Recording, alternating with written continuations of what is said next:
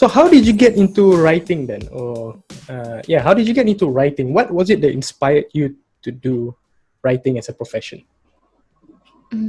I don't know when was that one moment when it happened. I always try to look back into my school life and think, but it's just a series of being put into positions requiring writing that made me realize that no matter where I go, what I do, I will still somehow be asked to write something. When I was in primary school, I used to love reading. Mm-hmm. I started reading very early because of my sister, but it was more like those teenage Fan sappy fiction kind of thing? stories. Yeah, like Right. Sweet Valley and all of that, you know. Okay.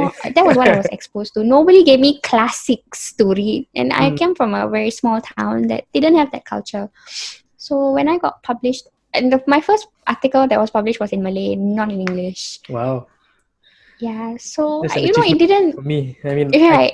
Okay lah, it's just a Malay karangan is... ko sekolah saya, but yeah, I am very Mhm. proud of it. I was 12 and I got paid $40 for it, so Wow. not complaining. Thank Yeah, you. not complaining. And then Okay. after that, secondary school, I discovered that I could borrow books from the library. I had a Mm-hmm. Matilda moment.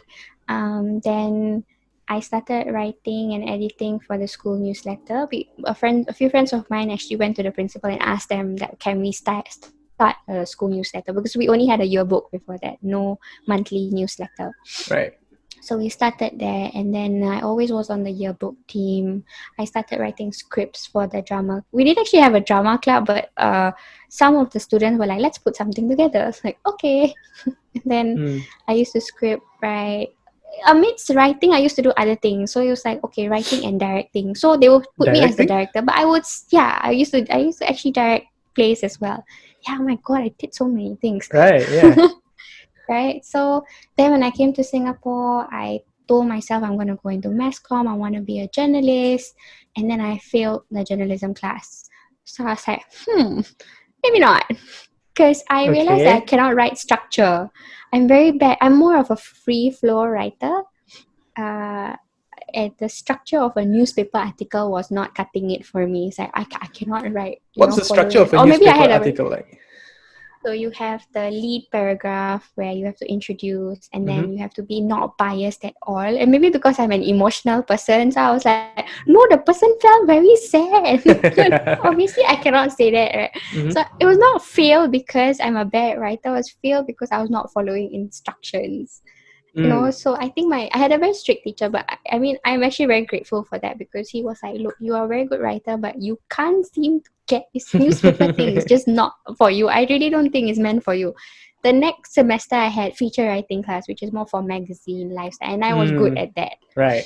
So I realized that journalism is not the right thing for me. I had to tweak it a little bit, but still I went into advertising. I did Mm. a lot of PR. I did marketing. I did a magazine.